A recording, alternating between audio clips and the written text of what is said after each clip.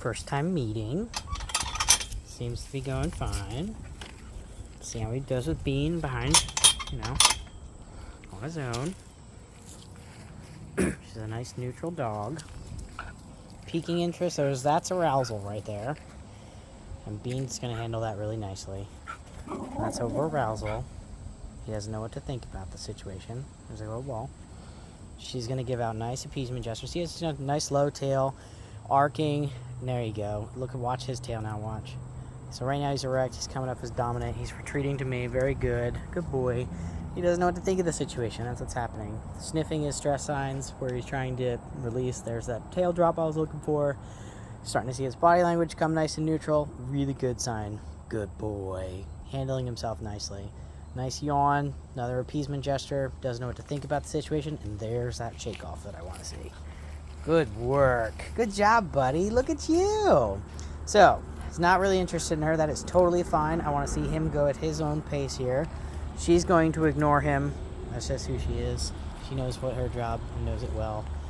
I just want to see him get more comfortable and acclimated, and that we don't have to interact with dogs if we don't want to. That's fine. They're so triggered by motion. That's all that is.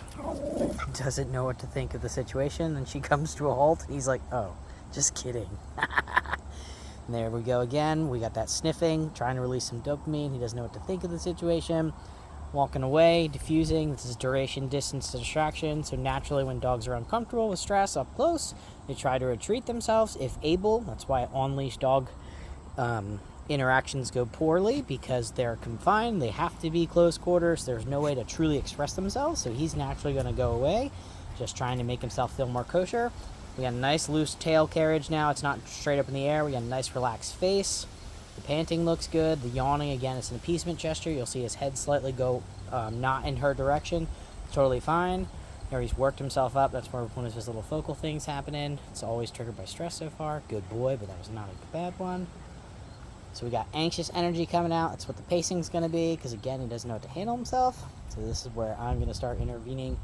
This is where obedience is going to come in. I'm going to say, hey, instead of what you're feeling right now, is we're going to rely on skills that we have taught in the human world, which is going to be that sit, it's going to be that down, it's going to be that heel, etc. So when you're presented with things that make you feel overwhelmed, uncomfortable, excited, aggressive, all of those feels lopped into one, emotional state, I'm able to guide him correctly, say, hey, this is what I need you to do for me, and then he's going to feel much more safe and secure. But overall, this is a really good interaction. I'm happy to see this. Good boy, yes. You're doing good. So, this is what we're working with. You good man? You passed the test. Good job.